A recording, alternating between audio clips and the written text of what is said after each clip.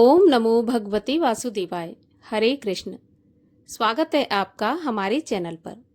आज के इस वीडियो में आप सुनेंगे भगवत गीता के 7वें अध्याय का पाठ और महात्म।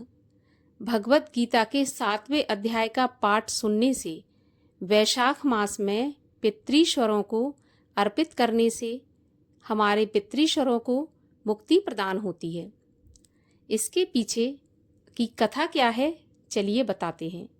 एक बार सभी तीर्थ मिलकर भगवान श्री हरि विष्णु के पास पहुंचे और कहने लगे कि प्रभु, सांसारिक प्राणी अपने पाप लेकर आते हैं और हम में स्नान करके अपने पाप यहीं पर छोड़कर जाते हैं, तो उनके पाप तो उतर जाते हैं प्रभु, लेकिन हमारे पाप कैसे उतरेंगे?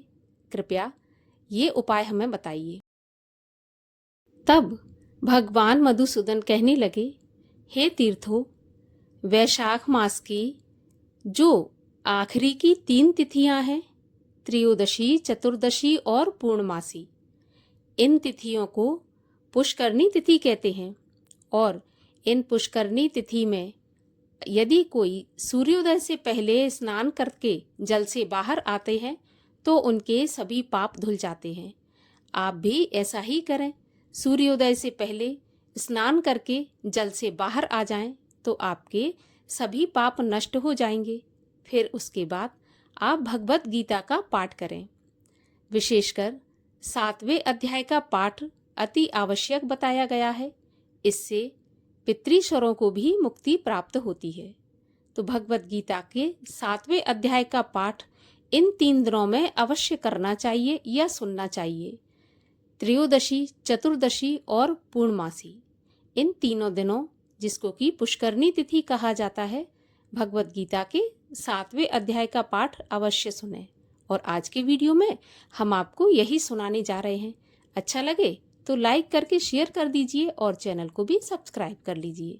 तो चलिए अब सुनते हैं भगवत गीता के 7वें अध्याय का पाठ। भगवान श्री कृष्ण बोले, हे पार्थ, मुझ में मन लगाकर, मेरे ही आश्रित होकर योग अभ्यास करते हुए मेरे स्वरूप का संशय रहित पूर्ण ज्ञान कैसे होगा, सो सुनो। विज्ञान के सहित वह पूर्ण ज्ञान मैं तुम्हें सुनाता हूँ, जिसके जानने से तुमको इस लोक में और कुछ जानना शेष नहीं रहेगा। हजारों मनुष्यों में से कोई एक सिद्धि प्राप्ति के लिए यत्न करता है। उस यत्न करने वाले सिद्धों में से कोई बिरला ही मुझे ठीक जान पाता है। पृथ्वी, जल, अग्नि, वायु, मन, बुद्धि और अहंकार, यह 8 प्रकार की मेरी प्रकृति है। इस प्रकृति को अपरा, अचेतन अर्थात जड़ कहते हैं। और हे महाबाहो, इससे दूसरी प्रकृति चेतन है, जिसने संपूर्ण जगत को धारण किया है। इन्हीं दोनों प्रकृतियों से सब प्राणी मात्र उत्पन्न होते हैं। ऐसा जानो, ये प्रकृतियां हमसे ही उत्पन्न हुई हैं। इस प्रकार जगत की उत्पत्ति और प्रलय का कारण मैं ही हूँ। हे धनंजय, धागों में जिस प्रकार मणि पिरोई जाती है, उसी भांति ये संसार मुझ में ही गुथा हुआ है। मुझसे परे और कुछ भी नहीं है। हे कुंती पुत्र, जल में रस मैं ही हूँ, चंद्रमा और सूर्य में प्रभा मैं ही हूँ, सब वेदों में प्रणव मैं ही हूँ, आकाश में शब्द तथा पुरुषों में पौरुष मैं ही हूँ। हे अर्जुन, पृथ्वी में जो सुगंध है तथा अग्नि में जो तेज है, वो मैं ही हूँ। हे पार्थ, संपूर्ण प्राणियों में सनातन बीज रूप मुझको ही समझना। बुद्धिमानों में बुद्धि रूप और तेजस्वियों में तेज रूप मैं ही हूँ। हे अर्जुन, काम और रोग रहित बलवान पुरुषों में बल और पुरुषों में धर्म के विरुद्ध ना जानने वाला कर्म मैं ही हूँ। जितने सात्विक, राजस, तामस पदार्थ हैं, वे सब मुझसे ही उत्पन्न हुए हैं, परंतु उनमें मैं नहीं रहता हूँ, वे सब मुझ में हैं। सत्य, रज, तम, ये तीनों गुणों के प्रभाव से ये सारा संसार मोहित रहता है। इस कारण यह इससे परे मुझ अव्यय परमात्मा को नहीं जानता। मेरी यह गुणमयी और दिव्य माया अत्यंत दुष्कर है। जो मुझको अनन्य भाव से भजते हैं वे इस माया को पार कर जाते हैं। जो पापी, मूढ़, नर अधम माया ने जिनका ज्ञान हरण कर लिया है और आसुरी भाव ग्रहण किए हुए हैं, मुझको नहीं पाते हैं।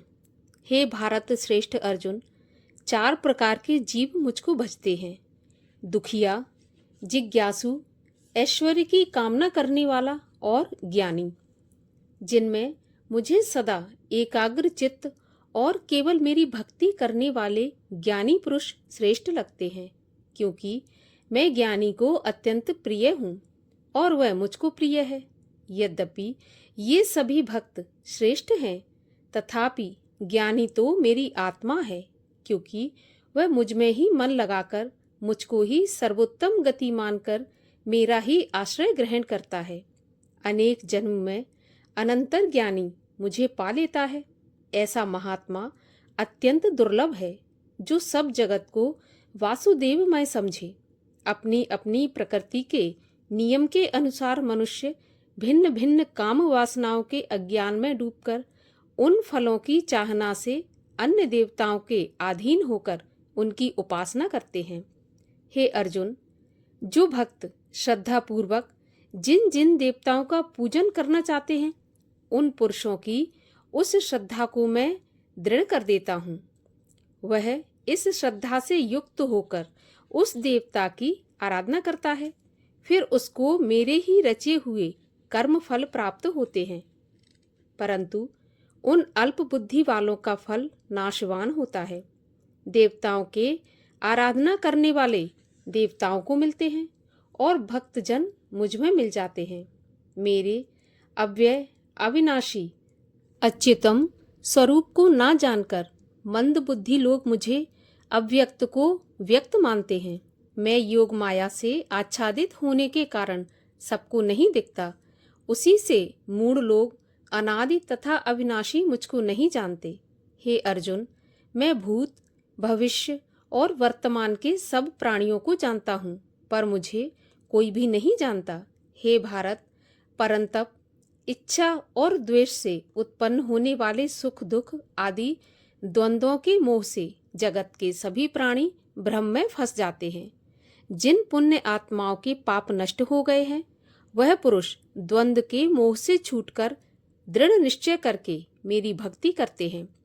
जो मेरा आश्रय लेकर जन्म मरण के दुख दूर करने के अर्थ प्रयत्न करते हैं, वे पुरुष ब्रह्म, आत्मज्ञान और संपूर्ण ज्ञान को जानते हैं। जो अधिभूत, अधिदेव और अधियज्ञ इन सब में व्यापक मुझे जान पाते हैं, वे समाधिष्ठ पुरुष मरण काल में मुझको जानते हैं। इस प्रकार 7वां अध्याय समाप्त हुआ और अब हम सुनते हैं इस 7वें अध्याय का महात्म।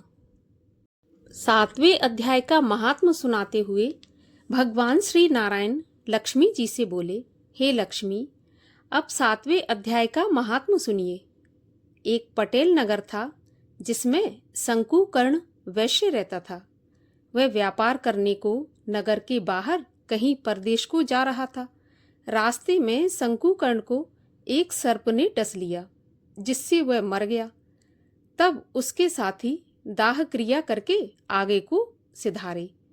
जब लौटकर घर आए, तब उसके पुत्र ने पूछा कि मेरा पिता शंकुकर्ण कहाँ है।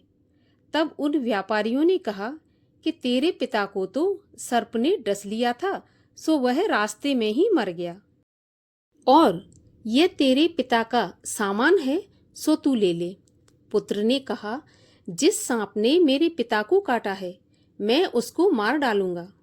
उन व्यापारियों से कहा, चलो मुझे वह जगह दिखाओ जहां मेरा पिता शंकुकर्ण मरा है। व्यापारियों ने वहां ले जाकर उसको खड़ा कर दिया।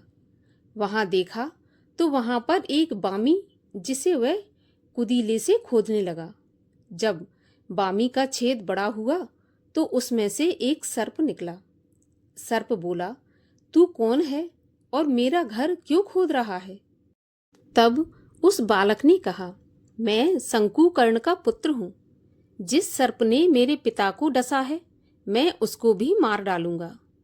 तब सर्प ने कहा, पुत्र, मैं तेरा पिता ही हूँ। तू मुझे इस अधम देह से छुड़ा और मुझे मत मार। यह मेरा पूर्व जन्म का कर्म था, सो मैंने भोगा। तब पुत्र ने कहा, पिताजी, कोई ऐसा यत्न बताइए जिससे आपका उद्धार हो।